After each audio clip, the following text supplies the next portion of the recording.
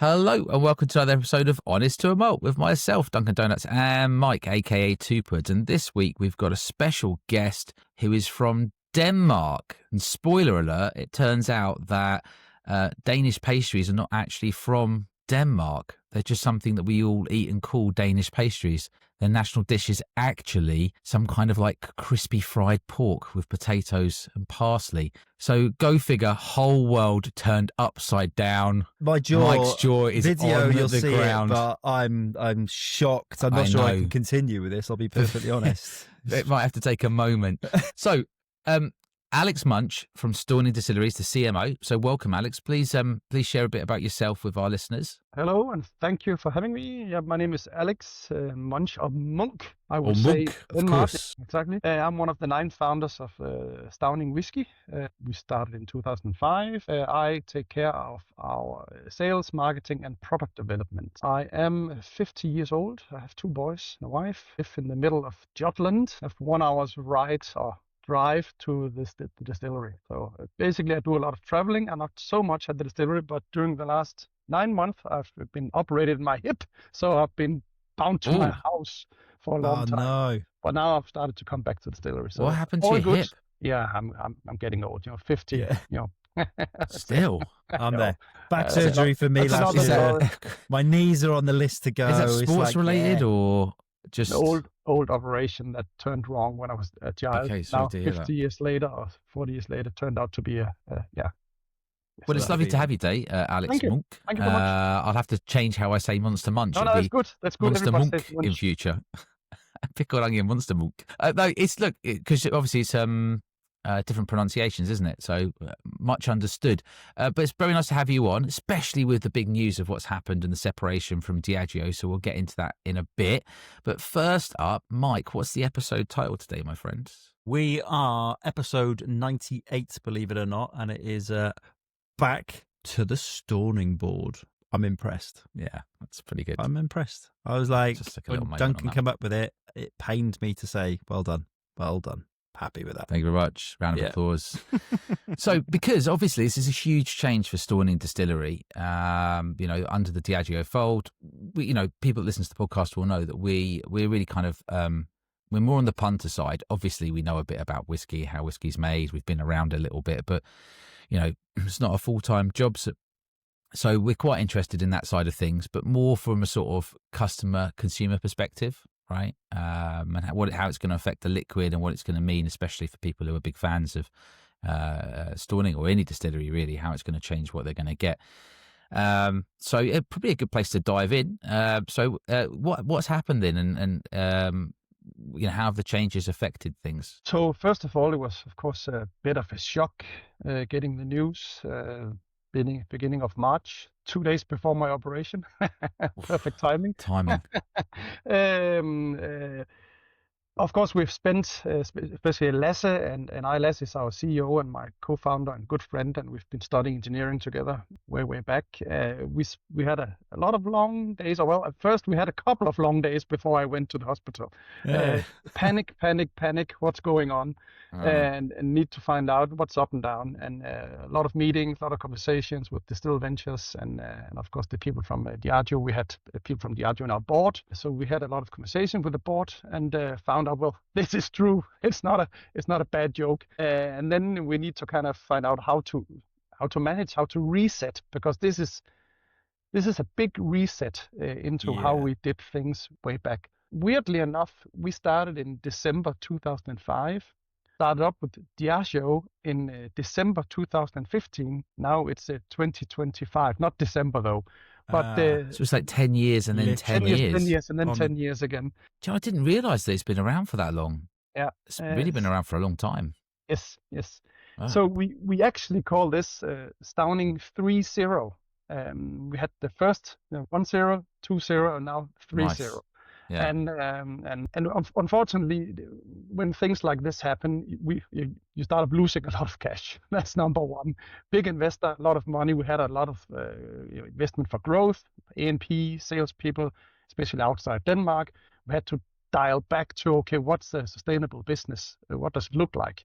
So we had to, unfortunately, lay off 20 people over a couple of months. Yeah, I read that. Yeah, It's very amazing people. unfortunate. Yeah, fantastic people, good friends, really good people at what they were doing. So that's of course kind of the hardest part of this going on. Then finding out, how does cash flow look like? What will it be in production? We have 25,000 casks of whiskey sitting in a warehouse. Do we then need to make more just, the next 6 months or 12 months? Maybe not. So maybe we should just dial down on production for some time until we will know what is the more sustainable. Quite a few doing that at the moment, like just reducing production, just slowing it down a little bit. So yeah, and then and of course, this situation doesn't come out of the blue. Diageo has problems or having problems. The most brands in the whiskey world or spirits world are having problems during these times. A shock, yes, but we'll go forward. So what we've done is dial back to about 30 people, focus mainly on Denmark and our main markets, Germany, France, UK, but we'll keep the other markets. So we are in about 20 markets around the world. So we'll keep all of them. We'll, of course, not spend as much money in growing the brand. With that big bag of money coming in basically every year, we have to find out how do we make our own money and how do we scale down on growth. So just reduces the marketing tap a bit, doesn't it? I guess. Exactly. Yes. Yeah. It really does. Part of getting your product out there. Yeah. So obviously it's been a hard time, and you're into version 3 now. So tell listeners who don't know. So my exposure to, I don't know about Mike's, but my exposure to Stauning has been through Somerton Club in the UK. I have tried 2 or 3, but I had a whole bottle of, I think it was Stauning Bastards. Yes. I think that one. And I've definitely tried a couple of the other ones. Often rye, right? Or some kind of rye mash bill mix, it seems. Yes. So tell listeners a little bit about the distillery and what kind of liquids you're producing and what kind of your hallmark is, because I think that people will be less familiar. And that, Mike, do you think that's right, or I'm on the money there? Or It's a brand everyone will know, exactly, not necessarily something someone's dipped cash out for, which is especially now. Let's go and buy some Stauning and help the guys out. Do you know what I mean? Yeah, exactly. Let's buy some bottles. I like that. Yeah. So what I would say, let us give us an insight into sort of where you are at the moment and where that core range is going to be going as you see it now down the future. So where are we as such? Yeah. So if I just go back, we started making a single malt whiskey. So the dream of Stauning was making making whiskey in Denmark, and we didn't know anything about whiskey. So we started up with how do we make an Ardbeg from 1977? Oh, it's amazing! What a dream! Yeah. And did you figure it out, just in case you can tell us? Yeah. You did, huh? Right.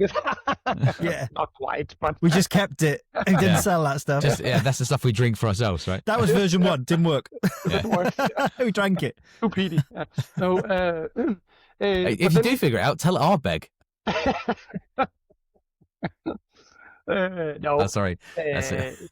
But then we kind of figured out after some time that, well, it's not actually fun making a copy of other brands. It's not fun. So we started looking into what is then Danish whiskey, and what could it be? And in Denmark we have a big tradition with rye, so we eat a lot of rye bread, and actually people think that maybe the Vikings brought the rye to the US way back. Iceland, Greenland, North America in a big boat, bringing the rye. So it's been in Denmark for thousands of years, this rye. So we started looking into, what is rye whiskey, and found it super interesting. These traditions of rye, and can we then mix it with old school European whiskey traditions? So can we take the rye and start using double distilling, how they did in Scotland 100 years ago, and that's how we still do it today, or how you do it today. How can we play around with casks? What is the perfect cask for a Danish whiskey? So one step took the next, and we started doing a lot of experimenting in Stauning. I think that's that's also where we are today. We are a young distillery, even though we've been here since 2005. Yeah. I would still say that's a young distillery compared to some of the 100%, distilleries yeah. around in the world. I know of 2 distilleries in Denmark, you guys, and the one with the big square bottles. What's that one called? Copenhagen Distillery. Is that the one? Yes. Yeah. Mike, that's the one you Yes. tried, that 70+% one that I was tasting. I went to a whiskey festival and first dram of the day, I got collared by the chap that runs it, and he gave me a 72% bombshell. I couldn't taste anything else for the rest of the day. I was like, tastes like Danish whiskey to me. Oh, what do you think of this 21-year-old Scotch? Tastes like Danish whiskey. Tastes like Copenhagen. But, Yeah, that's Yeah. it, Copenhagen. Yeah. So I think So you had 2 paths. Path 1 was recreate 1977 Ardbeg, and path 2 was go back to the Danish heritage of making rye whiskey. Yeah. Okay. rye, eating rye and then Oh, using eating rye. rye, That okay. using in- what's in a local and whiskey. traditional. I see. So Yeah. rye is very common there, and that Yeah. then then you're going to translate that into whiskey. Okay. Exactly. Exactly. I guess with version 2.0, the injection of cash from said distillery or company we will no longer mention, like Voldemort, allowed you to probably experiment way more than you would have previously or had budgeted for. So is that true? Yes and no. Because when you start engaging with companies like Diageo, you also start creating a kind of a highway path forward. So you need to produce a lot of liquid, and that then ends up being the focus, creating a lot of liquid that you can sell down the line. Yeah, So actually, a lot of that experimentation, we lost some of that over the last interesting. 10 years because we didn't have the time for it. Yeah. So it mainly was can mainly believe that. casks and getting some liquids and casks that could get some age. But in the beginning, all of our whiskies were sold out, very very fast. So we weren't able to actually put some in the warehouse and age it for it to get old. Now we know. Now we know, and we don't really care about age any longer because we found so many dimensions within our whiskies. Both young, medium, and old. So it becomes super interesting. How can we look into both, rye, wheat, barley, fermentation, different types of fermentation, yeast, casks from all over the world, age, what is that, heat, cold. So so now it's actually we've gone back to the Stauning board, and we've dialed down on our production because we have plenty of whiskey in the inventory. Good. Plenty of whiskey. So what can we do now with a smaller team? We can start experimenting more.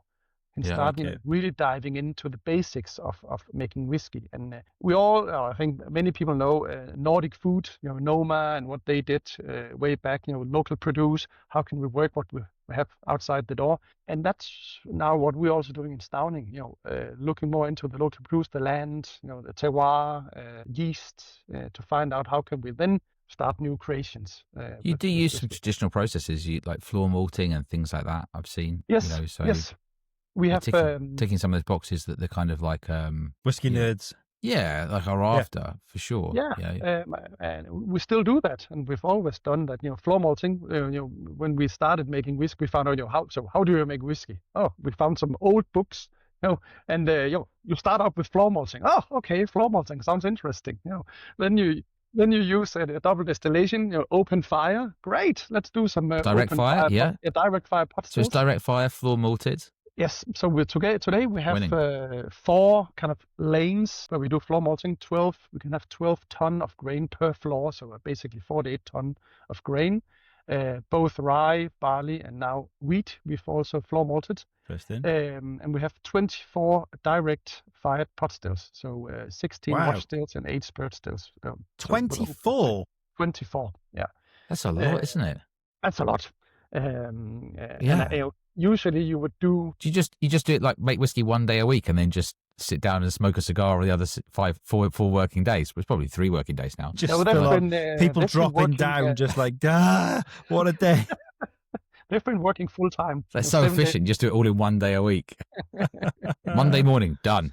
Rest. So have you got 24 smaller stills, I'm assuming? Yes. So so we started off with smaller stills, and we kind of kept the tradition of using smaller. Keep it consistent. Keep it consistent. Exactly. What we do every week. Before I forget, I actually, because I knew I had an inkling that you were going to come onto the podcast. Thank you, Alex. Communicating with your people, and so I had a look, and I found sometimes you can find a bit of a bargain, and this is how you can kind of get people into trying a whiskey. You know, if people won't go to a brand, so obviously once it's gone to the retailer, it's up to the retailer what they do with it from there. There's a company called Fenwick, and they were doing the rye, Stauning rye. And they had it down to about sort of £34. I posted that on Twitter or X. It's gone now, but it's still got the smoke edition. It's about £41, which is about half price really. And so, well, if you see things like that, that's a good way to buy one to see if you like the brand, especially when times are a bit sort of tougher. So it's always worth having a little look. You never know. Most websites are much more like £65 to £70 for those kind of bottles. But yeah, Fenwick had a few bottles in stock, which were, I dare I say, very cheap. Just in their big summer sale. It's like they were just trying to get rid of stock, just generally across the board of everything, you know, like a summer sale. So whoever picked those up, you know, good on them. You know, there'll be a few people trying Stauning rye as a result from there. Now, every single week we do a couple of things. One, we're in the 90s episodes, so we're going to do what's been in your glass and what's been up your arse. So anything you've been drinking recently and what's been annoying you. And Mike's also going to take us through smash hits from 1998. Yes. Okay, so we'll start with you, Alex. And what's been in your glass and what's been up your arse in the last week or so? It's been annoying you. Oh my God. Thursday, I'm going to Noma. We have a great collaboration with the restaurant Noma in Copenhagen, and I've been looking at special samples for Noma. So I've been looking at a lot of nice rye whiskies, Stauning Whisky, of course. Obs. I have 10, 15 different samples, but not Stauning. I've had a Thomas Handy Sazerac straight rye. Yes. 55 ABV, which I enjoy a lot. Yeah. Okay. That is definitely one of my favorite whiskies. You punch a pack that 65. Hell yeah, it does. We had the whiskey show, or the whiskey live, wasn't it, in London? And it was one of their your recommendation, Mike. Drams. And I was like, what have you got there? And it was like, there's nothing on the shelf. And I was like, you've got something good underneath still, haven't you? He went, yeah, I got this. I was like, I'll have them. Get me some of them. And it's like, bang. Yes. Yeah, I was everyone there. As soon as he cracked it, I went, get this. And he's like, dude, I was going to keep what's left. I was like, there's going to be none left by the time I'm finished, mate. Don't worry. I was sending everyone. Mike's got his megaphone straight out. Everybody in the show has a token. Give it to me. He's on the tannoy. He's pushed the person out of the way. Everybody, please come to the hall now if you have a token. That is an outstanding dram. So it is. It definitely is. Is that the future direction maybe of Stauning then? Is that where you're going? So we're 9 founders, 9 very different founders. Some like lower ABV, and we are some of the guys that like high ABV whiskeys. And we found out that, you know, even though you like it a lot yourself, maybe you shouldn't sell all of it, you know, 65 or 62 or something like that. But we definitely will do more cask strength whiskeys. Good. We also have a whiskey coming up, which is, dare I say, T2 ABV, like the one you mentioned, which is a very special one. Just to harpoon people at whiskey shows. Yeah. Yeah. Make sure it's your first dram if you're first dram of the day. And it's a fun product because it started outside in the warehouse. I'm so sorry, Alex. You're going to have to call it breakfast whiskey or something. Yeah. So go on. So you started in the warehouse, yeah? It was outside, and when we put our new meg in the cask, it's at 64 ABV, and it went down to about 62. But the cask was leaking a lot, so we took it inside. We put it inside the warehouse, and it stopped leaking within a day. Then we kept it in the warehouse, and then slowly the ABV started going up. So over the last 6 years, it's gone from 61, 62, something like that, to 70. So strange. Was the alcohol coming back out of the cask? Yes. Or water's evaporating quicker than the alcohol. Yes. Okay, yeah, water's evaporating. Exactly. Yeah, okay. Probably due to the humidity inside. It's lower than outside, something like that. So that's really fun. And maybe you should sell that then. You know when whiskies are getting old and they're approaching the 41, 42% mark. Yeah. Just sell that. Just tell them to ship them over to you guys, and you'll save it. Yeah, just bring it back to life. Little sideline hustle. Yeah. Get that 50-year-old Glen Scotia back over and we'll pump it up to 50% for you. Yeah, no problem. The Stauning rejuvenation process. Just there with the meths in the background. It's the humidity. That's amazing, though. That's a great little. You must have been shocked when that happened. Such a so big weird move. Yeah, it was so weird. It was like we had to check the alcohol, the what do you call this? The meter we have for measuring the alcohol. You need to find what's wrong. What's wrong. Mark the exact spot where that cask is. And just Yeah, be like, right, this is the golden spot. It's still there. Yeah, and we have four of them in there, so it's not that bad. Do you reckon you'd be able to? You're going to try and replicate it to see if it happens again? I'm sure it will happen again. I have no doubt because we have forecasts and they're all going up. That's got to be a story itself in terms of like additions. There wouldn't be too many times where whiskey goes up that much in ABV. And look, if there is, and you're listening to this, especially if you're an industry professional, why you listen to this? But if you are, thanks. Let us know. Let Alex, Mike, and I know if that is an anomaly or if that indeed is. I know it happens special. in Kentucky an awful lot. Yes, but that's more like temperature variation, I think, rather than humidity. And obviously, do you get the temperature extremes? No, we have constant temperature in there. What it's the about hell? 19 That's degrees unbelievable. in that room. So you've got it like climate controlled. You've got a magic spot. Yeah, exactly. 19 degrees, nice and cool. It's actually where we have our tanks with new make and where we vat our whiskey together before bottling. So it's basically just a concrete space with some steel tanks in it. It's weird. Outstanding. Cool. Excellent. Okay. And problems are things maybe not up my ass, but I'm not sure we should discuss that. I think again, matter of age in whiskies. It's funny because it's a big subject in Denmark. It has always been, age. And again, when you taste some of these American rye whiskies or bourbon whiskies that are very young, whiskies, even though they're 3, 4, 5 years old. And I think the last 15 years has shown it's not all about age.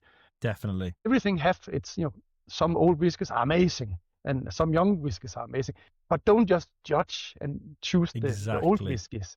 Go for everything. People have got into whiskey. They know that now. But the people who are on the periphery, they're still after a smooth whiskey with an age statement. And I think, Alex, in all truthfulness, that will take some time to change. It's not going to change quickly. And probably not. No matter how much education is done. It's never. I don't think it'll ever go to the mass market because why would the big brands want to spoil that marketing spin? Well, but if they can convince people that younger whiskey is good, they don't have to age it for as long. It will be cheaper for them. So there is an upside for big companies to convince. But traditionally, it's just been young whiskey as part of a blend, right? Yeah. It's just hidden without an age statement or with a Absolutely. So it's usually just in blends. But it's the new thing really is kind of young single malts, isn't it? Really, or young. Young aged ryes or whatever it could be. It's tasty, it's punchy, it's fruity, and I think you really discover the distillery character from these younger whiskies, especially with anything peated. Especially when you're talking about smoke here, when peat. We have our own kiln, so we can do a lot of different types of smoke. So we've done peat smoked, heather smoked, a mix of peat and heather, seaweed smoked, barley. Seaweed smoked. Yes, Christmas tree smoked, grain. We'll continue. So I feel like that hasn't come through to us. Like that's the kind of stuff that's kind of cool that I haven't really heard about. Are you keeping all the good stuff there? Yeah. It needs to age before it's it's crazy. Ready, Danes smoking those Christmas trees. I mean, like there was, seaweed cool. probably worked really well. Did that work well? Yes, absolutely. It's really nice. You have to dry it first, and we had all that seaweed in the courtyard of at the distillery. That was not a nice experience. Seaweed drying smells really, really bad. Seriously, like really disgusting. But when you burn it, it really becomes very gentle. And we always talk about Islay peat. You've got some of that sweetness, iodine, something like that just by burning the seaweed. Does any of that because seaweed for me is sort of synonymous with umami and sort of like that meaty note. Do you get any of that? True, absolutely, yeah. some fruitiness and umami, and some of those flavors really go through when you Interesting. use seaweed. Yeah. So, I love smoky whiskeys. That's really my thing. That's your thing, is it? Yeah. Absolutely. Yeah. Love it. Okay. No, hang on. No, we'll have to come back to that. Smoky whiskey. So let's take it. So, Mike, what's been in your glass and what's been up your arse? Not a great deal has been in my glass, I'll be perfectly honest. What have I done? I've bottle killed a couple of things. I bottle killed the Arran Sherry, just the sort of bog standard one. I was literally going through and going, what's got a third left? Found the Arran Sherry and I was like, I haven't had that in ages. And it was an older bottle in. And I was like, oh, beautiful, beautiful stuff. I have bottle killed some fucking dog shit whiskies that I was like, some horrendous. I just snort blew my whiskey into my face. Thanks. Yeah, no, because there's always a few bottles I tucked away that I hated. That was one of them, and you can tell I've had that for a while. It's a French whiskey, and that's how much has gone out of it, because it's just it wasn't great. So I thought, do you know what? I'm actually going to pull it out and try it. It has improved significantly by just being hated for a couple of years. I think my hatred for it has improved the liquid. So Okay. it's so that's Le Bruel. I don't really know. So yeah, but a few of those. What's been up my arse? Without doubt, heat. There is no denying Britain going through a heat wave. There is nowhere else on earth that can't deal with heat like the UK. Like, I've been in Death Valley and it felt cooler than my bedroom at 25 degrees. Like, it's ridiculous. I've been on the close to death, I think, for about a week now. Just anywhere I go, I'm just soaked. And I can't moan because I do enjoy the sun, but I am the pastiest Welsh person in the world. So yeah, it's kind of like spending the day hiding while sweating from the sun. So, I mean, other than that, it's the good side of the sun. As it's setting, whiskey, cigar in the garden. It's been great on the balcony and people in gardens. Nice. It's just that midday best time of the year. Is, best time of the year. I posted posted on Twitter or X the other day about what kind of whiskey do you want to drink in the summer? You got a Scotia, didn't you? Yeah, it was just peaches and vanilla. Really, really, really good. But a couple of responses and stuff. It's just that when it gets that hot, it's cooled down slightly now. It was kind of 33 degrees. Yeah. Which is I saying to Mike the other day, in England, it's like sub 25, you can get away with one T-shirt a day. Yeah. Over 25 degrees, it just suddenly tilts and then you're into like 3-4 T-shirts a day territory. Like, you'll do the school run, come back, that's a T-shirt burnt. Like, just get rid of it. Straight in the washing basket. Then you've got another one that'll make you through to about lunchtime. I'm in swim shorts permanently so they can dry off quick. I'm just topless in my house. Everything's just wick away moisture. The postman the other day delivered something and I was just literally in swim shorts, soaking hot, just like that. And he was like, just looked me up and down. Fake moustache. I don't care. And he was like, he's seen worse, Mike. That's the sad thing. He's seen worse. And he's like, seasoned through wind, rain, snow, and heat. The geezer's not even breaking a sweat, and he's probably done about 20 miles in the morning. Speaking of that, there's a lovely postie who serves here who he must be deaf, so he can't hear. So that's generally how it goes. If he buzzes you and you try to talk to him, he can't hear you, and he can't hear the door buzzing. So you always have to go downstairs. He's a nice guy, but it's quite annoying, to be honest. I feel like it's a sort of basic requirement of being a postie. Anyway, I've put a drop of Isle of Ambulance in my glass, which is an SMWS Arran, and it's right up there alongside your sort of SMWS Glen Scotias. Less wacky, it's a little more rounded, but still lightly peated magic. It says a boisterous jangle of hospitals and medicinal stuff, all alongside stunningly fresh coastal qualities and bags of pure, vivid peat smoke. This would be right up your street, wouldn't it, Alex? Yeah. Yeah, it's really, really good. What's the ABV, was it? It is 61%, so 11% off the magical Copenhagen. That's perfect. Not even Copenhagen close or future Stauning release, Mark. On that, couple of things I want to ask you before I forget. One, what's your favourite smoky whiskey? And two, have you considered, I'm going left field now, MGP is one of the biggest whiskey companies, isn't it, in the world? And aren't they big? Producers.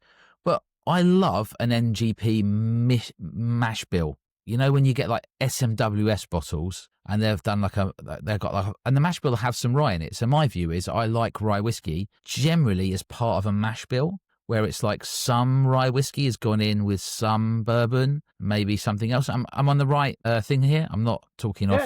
You're right. Yeah, and for me, that's when rye is at its best is when it's kind of been put together to add a bit of spice or change some elements. That's when I've enjoyed rye the most, I think. But having said that, I do like Sazerac, you mentioned earlier, right? I quite enjoy that. Dan from Somerton was saying one of the best whiskies he's tried is an aged Sazerac, like a sort of 21-year-old one or something like that. So one, like, what's your favourite smoky whiskies? I think people would love to hear that, so we should ask that before we forget. No pressure. That was a big inhaler breath there, like what you're doing to me. Yeah. It's a good question, but it relates to special times of my life. I think it's probably more the experience that it was part of drinking that whiskey. And I have two in mind. One is, of course, that Ardbeg 1977. That's what started, Stauning, or some of Stauning style and what we like. It's not super smoky. Those old Ardbegs are not very smoky, actually. Sweet, nice, easy to drink, but fantastic whiskey. Then the other one was it's a bit weird, but of course it's a Stauning. It's one of our first single malts we made, so a peat smoked single malt. And we were sitting at the distillery before we built the new distillery. We just started up making plans for Stauning Whisky, and all the founders were sitting together in this living room. Before we went into an office, it was kind of a farm. So we were sitting in the living room, and Mogens, the butcher, so we have a butcher, helicopter pilot, teacher, engineers. So the butcher, he'd been out getting some dried fish, some from the West Coast. They hang the fish and dry them, So they get very salty and it's a bit smoky in the flavor. And you kind of rip the skin off the fish. And you with your hands, so you eat the stuff with your hands, and you get all that greasy stuff all over your face and all over your hands, salty. And then drinking this, I think 3.5-year-old Stauning single malt, peat smoked, aged in a bourbon ex bourbon cask, as simple as it could get. That was one of my favorite episodes of the Stauning experiment. Nice. So with how long ago was that again? Because you said you've been around now for 2005, just 2005, so like 20 years. It's probably 2012, 2013, something like that. And so, which month officially will be your 20-year anniversary? Have we already hit it, or is it coming up? December. December. Okay. December. Yeah. Okay, perfect. So it's still ahead then, isn't it? Yes. Yeah, fantastic. And what about the mixed mash bill thing then? Is that something? Have you already done that? Have I missed it or misunderstood it? No. What would be examples that I could go back and find? A mixed mash bill which would be up my street in terms of if I was going to get an SMWS MGP release instead, I could get this Stauning release and support Stauning. Yeah, seriously, that's a serious question. Yeah, we've done a lot of trials and testing over the past years. We've never done 100% rye whiskey.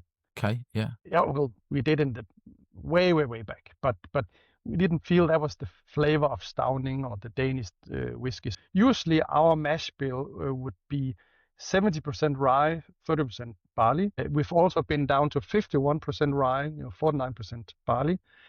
Just recently, we've done, we've brought in wheat also as a grain that gives it some mellowness. Some. I was going to say, because I've been pressuring Michael Henry, or Michel Henry, as we like to call him, from Loch Lomond.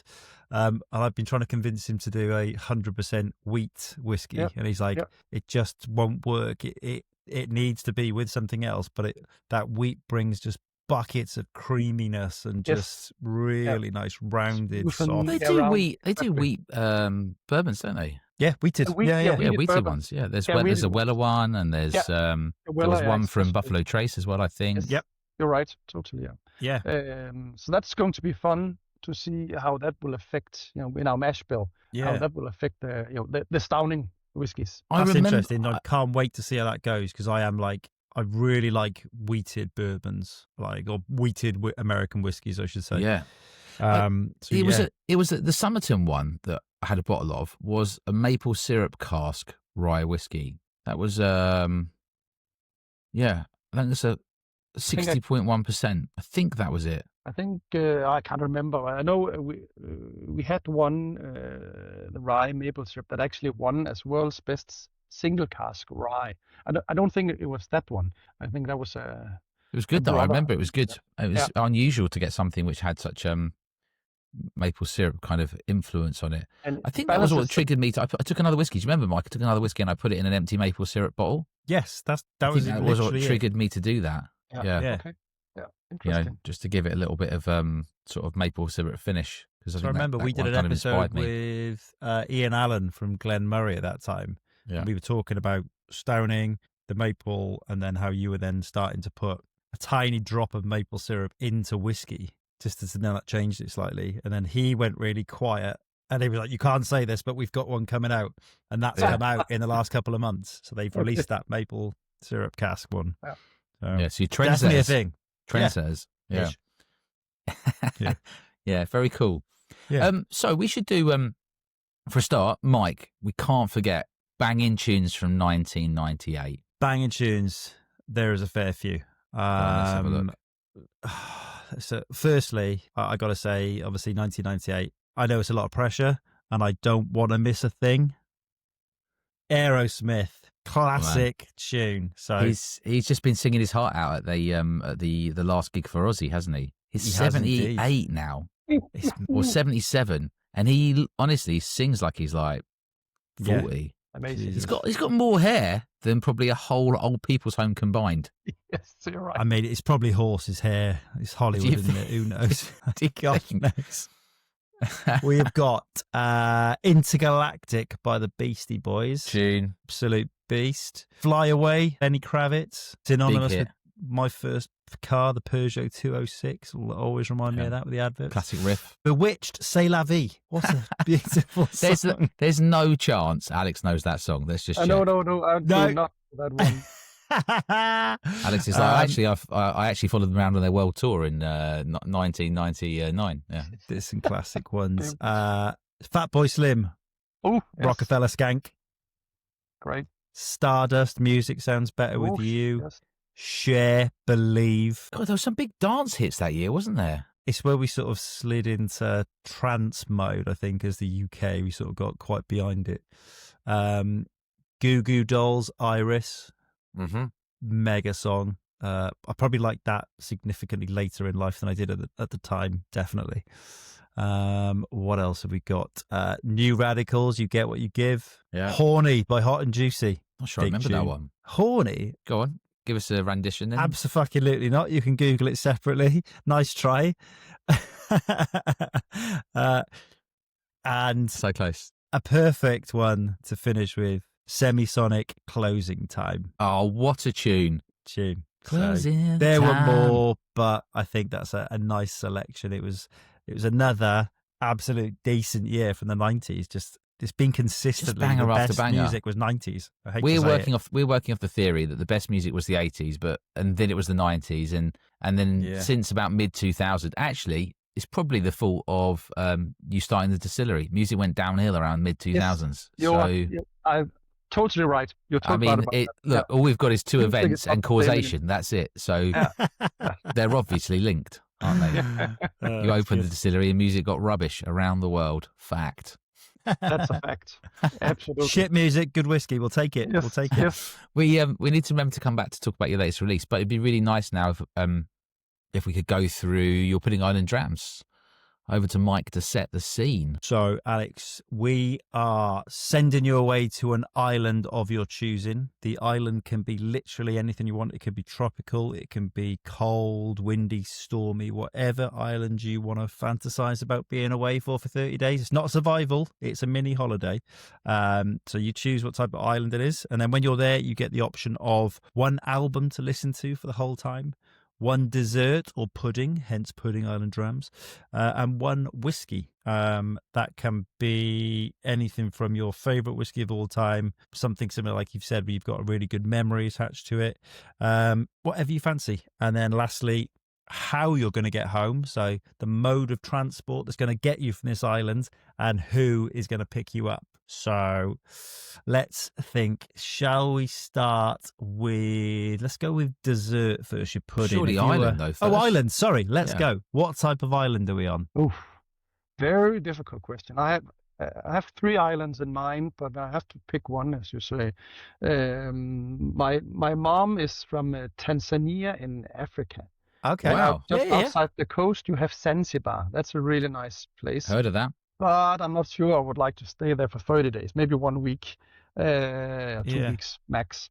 There's a club in Newport called Zanzibar, and I'm not sure I'd want to stay there. I wouldn't want to stay there for 10 minutes. If you'd chosen Zanzibar, you could have had Jack Black pick you up, couldn't you? He sang about it. I would probably go for something you would probably think of as boring. There's an island in Denmark called Bornholm. Bornholm it's actually nearer to Sweden than to Denmark. It's a rocky island. In Denmark, we don't have any kind of rocks, no mountains, even though I actually live 25 kilometers from the Heavenly Mountain, which is a hill that's 180 meters high, one of the highest point in Denmark, or very close to be the highest point in Denmark. But it would be Bornholm. Bornholm is a small island. It's really nice. There's a lot of good food, drinks, good atmosphere. Yeah, I love Nice. that place. Yeah. Happy very nice. days. So we're in a nice rugged rocky outcrop is what Yes. I'm picturing. Decent. Okay.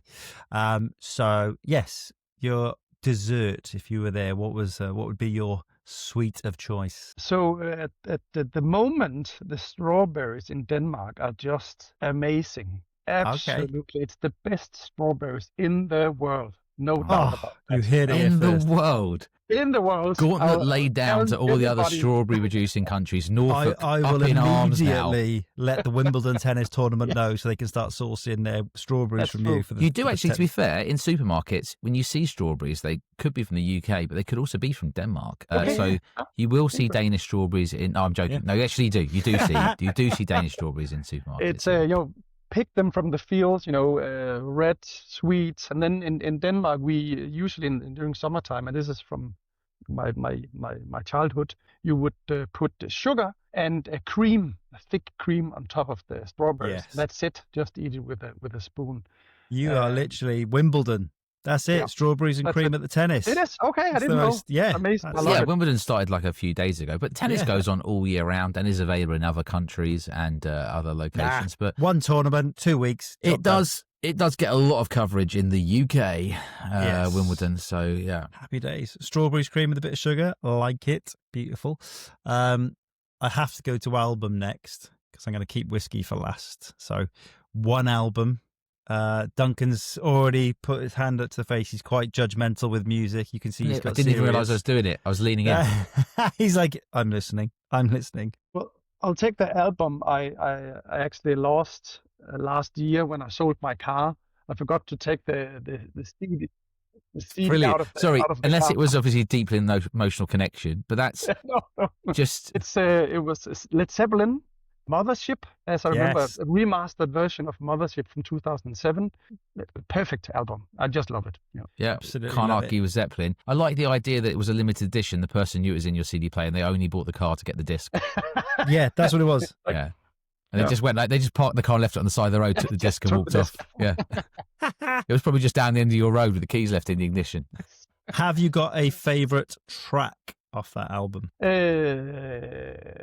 The obvious one would be Stairways to Heaven, which I really enjoy, of course, but that's almost too easy. Probably Good Times, Bad Times, I would say. I love Good Times, Bad Times. It's Good one of choice. my times, bad times. Because what I'll do, I'll go and update our playlist because we've got an Apple Music playlist where we put everyone's selection. So I'll go and add that immediately. So That's really nice. your track will feature in the next hour or so. I'll get that on there. So excellent selection. And Excellent choice. Now to the big one, whiskey. 30 days. What are you going to go for? Anything in the world? Ouch. That's a difficult one. The easy choice would of course be a Stauning. Of course. But you can and, have any whiskey, Alex. So you can have Stauning. You can have any whiskey. I'll take a whiskey we haven't released yet, and I actually do not know when we will release it. Okay. It's been bottled. There's no labels on it. It's sitting in the warehouse. We did an experiment with rye whiskey and different types of sherry casks. So we had the Oloroso, Moscatel, Pedro Jimenez, Amontillado, to see how would the different types affect the same type of rye, same mash bills, same age, everything. And after doing that test, you have 4 casks. I think it was 4. Did we have 5? No, 4 casks. Yeah. No, Palo Cortado. We also have Palo Cortado 5 casks. Palo.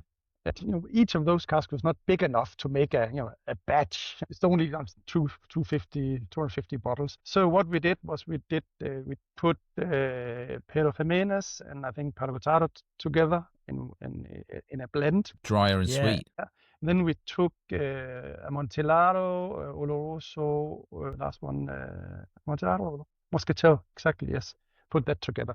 We did a US version of a rye and a Euro version of these 2 batches. But the Amontillado was amazing, absolutely amazing. So we saved 100 bottles. Nice. And one day we'll do a bottling called the Cask of Amontillado from suddenly I can't remember the author.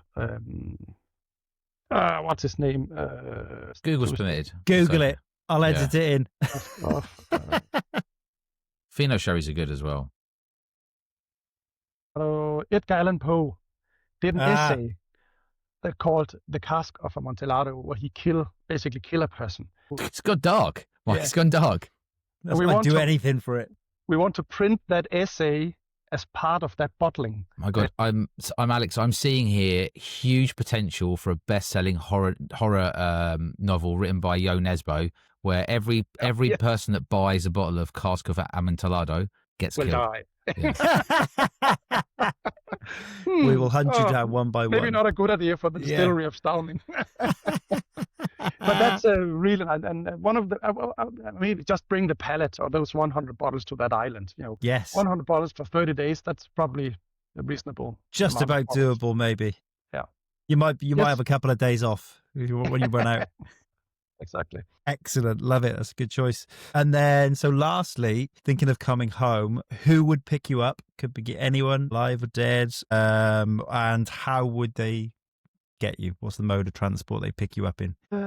Probably a paddle board or something like that. Would be my good friend Morten. He's actually the architect that designed the distillery of Stauning Whisky. Cool. I'm pretty sure he can't paddle, stand-up paddling. I'm pretty sure. So it's going to be a fun ride back to the mainland. Hopefully, you still have some of those 100 bottles left. Yeah, he'll be having a swig on your Cask of Amontillado, right? And nice.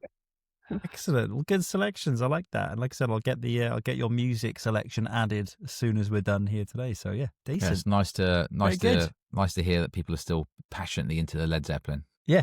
Yeah. Really missed that CD.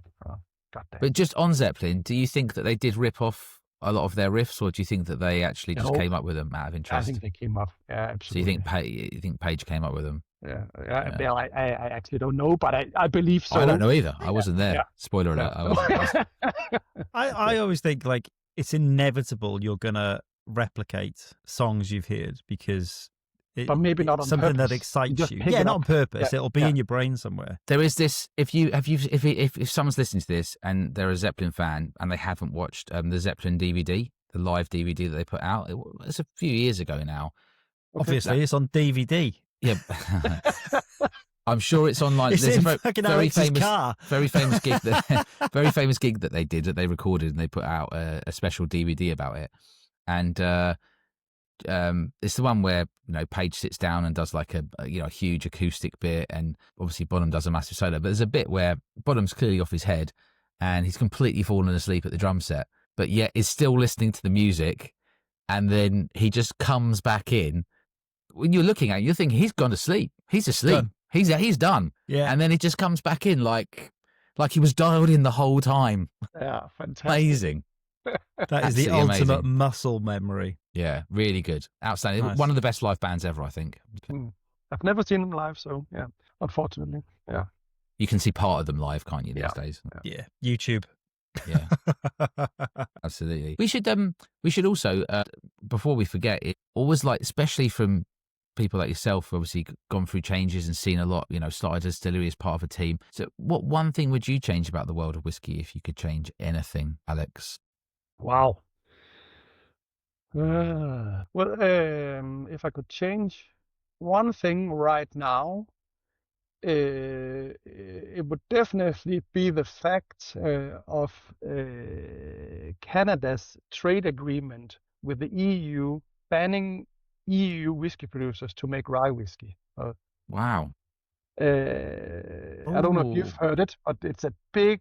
Who pissed off the LCBO? Big problem, yeah. 20 years ago, 21 years ago, something like that. I picture in my head there's a guy from the Canadian government sitting with a big cigar in a pub or something like that. Hockey stick. In front of him, you have a guy from EU, and they sit and trade, agreements on spirits. So, for instance, the protecting spirits. So this guy from EU said, you can't do champagne in Canada. That's illegal. That stays in France. This guy said, well, then you can't have rye whiskey. That's Canadian. So, and he said, check, let's do that. Nobody in Europe makes rye whiskey anyway 20 years ago, but some did, unfortunately. But that came into the attention of the distilleries in Europe 6 months ago. Yeah. And the 20-year-old trade agreement, but it says in the EU, you're not allowed to produce and sell. You can produce, but you can't say it's a rye whiskey. Right. Shit. That's so what are you doing? Are you today on this podcast calling from Denmark to come out of the EU? Is that what you're calling for? Yeah. could be a solution. Denzit. Let's join the UK. Canada's problems are currently Trump and then Alex. Come to us. We're so, Alex, we're so prosperous at the moment. Everything's going so well for us. Come to us. I've heard. What you've read in the newspapers is absolute nonsense. Honestly, we're all smoking cigars, 2-hour days, gold. Productivity's at an all-time high. Honestly, it's all just gravy and gold over here. Gravy and gold. We're coming. Yeah. We've been there before. Vikings will come again. Exactly. Yeah, exactly. It is interesting. I was speaking to a chap who's running a distillery over in Canada, and I was just like, well, just export yours here, there, and everywhere. And he's like, I can't really control what I'm doing in Canada because the LCBO have got so much power and sway. They can shift the entire whiskey industry just from one decision. If someone pisses them off, they can kill brands overnight. Like, they've just got that pull power and sales power. It's unbelievable. So unbelievable, yeah. No, that would be probably my main thing. We are working on it right now. The European rye whiskey distilleries are going together, working on it. So nice. Let's hope. We cross our fingers. You just have to agree that you don't make maybe like no maple syrup in Denmark. That can be the new agreement, and they'll see if they'll sign that off. Because we're thinking about this one. We'll trade that one. We got a bit of rye whiskey. We don't want that, but we're thinking about maple, and we're going to take it over. No, you can have the rye. No maple. Just negotiate. Just negotiate strongly. Yeah. Get Donnie Trump on it. He'll sort it out for you. I was going to say, well, don't make us go to Donald because that take 24 hours. Yeah. Oh my gosh! Actually, that's probably not an appropriate thing at the moment because wasn't he trying to take? Isn't Greenland responsible to Denmark? Right, so he's sort of mugging off the whole of Denmark at the moment. Yeah. What a wally he is. Yeah. He's doing his best to bring World War III to North. I don't know. Yeah. Maybe he thinks he's got an investment in World War III. He thinks it's a company or something because he's a bit of an idiot. So who knows? Yeah, he has no idea what was in the beautiful big bill because it's like 900 pages or something. He was like, I don't even know what's in it, but I know it's good. Brilliant. It's great.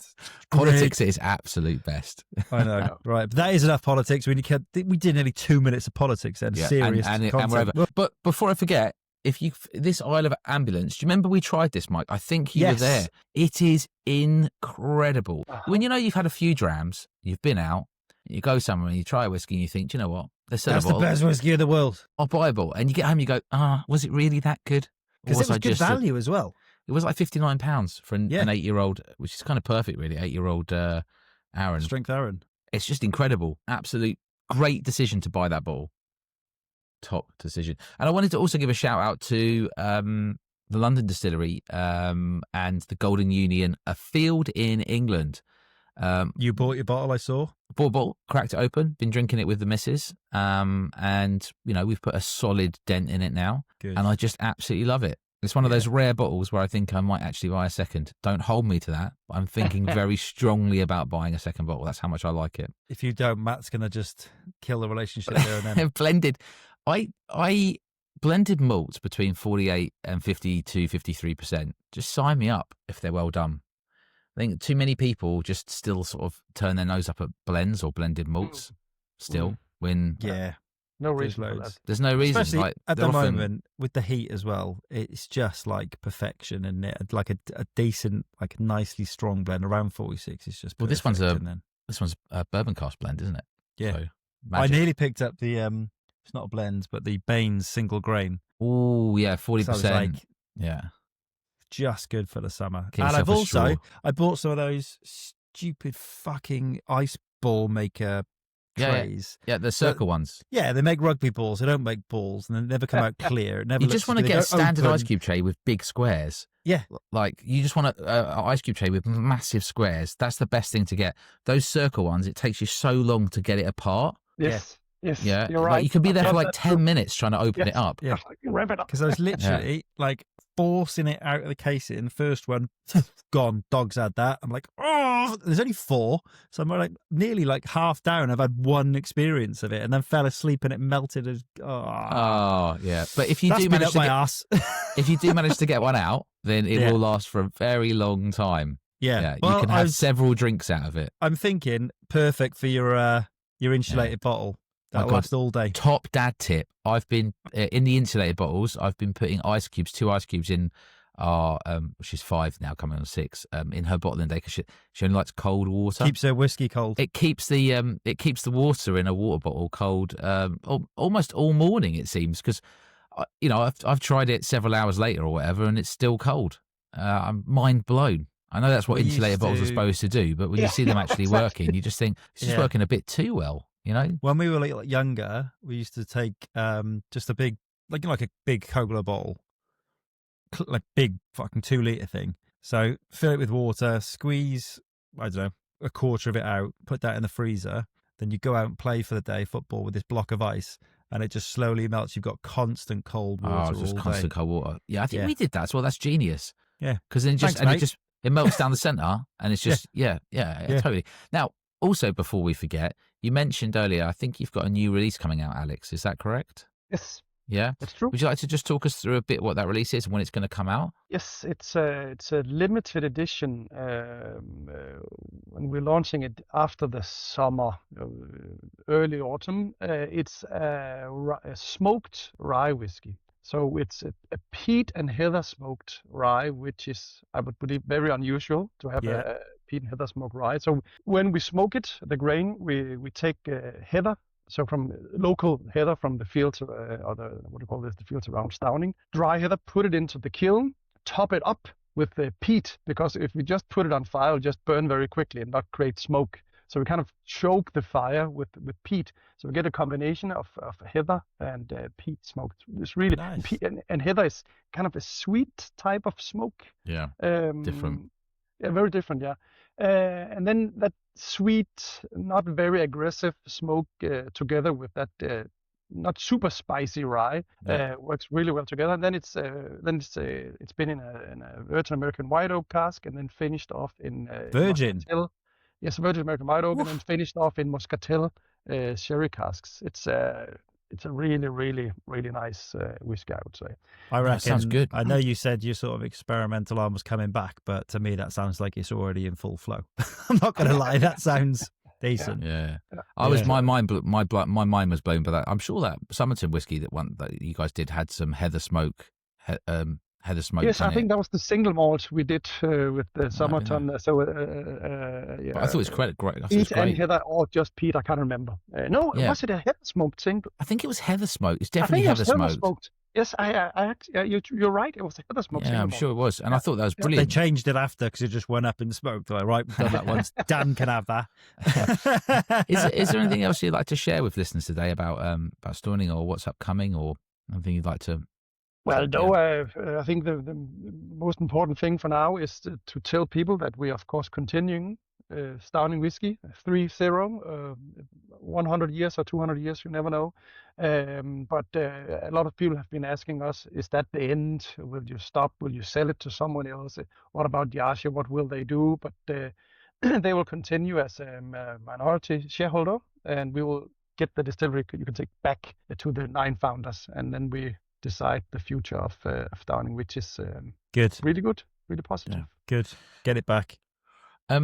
So, I mean, thanks so much for coming on today, Alex. We really appreciate it. And also just sharing such interesting stuff about kind of the story and also like some of the things you've done. Like I've had no idea on some of it. And it's been very cool to chat to you today and learn something as well. So and do let us know when that special 100 bottles one, the Moscatel one, comes out. When you finally decide to bring it. Get James to send us an email. Absolutely. It comes upon Holland, we it. can have it together. Yeah, 100%. So we should say, so if you like the podcast, thank you very much for listening. Please leave us a 5-star review on Apple or Spotify or any other podcast platform. And you could also go on to our website and buy a t-shirt or whatever you want to do, or you can buy us a coffee on Honest to a Malt, buy us a coffee. You can find it, buy us a dram. We'll put the link in the episode description. And Alex, is there anything you would, how can people find you? Yes. Is it, do you know social media handles for the distillery? Probably, if they want to find me online, they can also come to Stauning. They can find me in Stauning. Yeah. It's just he's an hour down the road. Yeah, absolutely. So no, Stauning Whisky, Alex, you can find me on Instagram or Facebook. There you go. Happy days. All right. Well, if you want to find Honest to Malt, we are on all the social medias at Honest to Malt, and obviously the website www.honesttomalt.com. That's it for today. Thank you very much for listening, and we will catch you on the next one. Bye bye. Bye bye.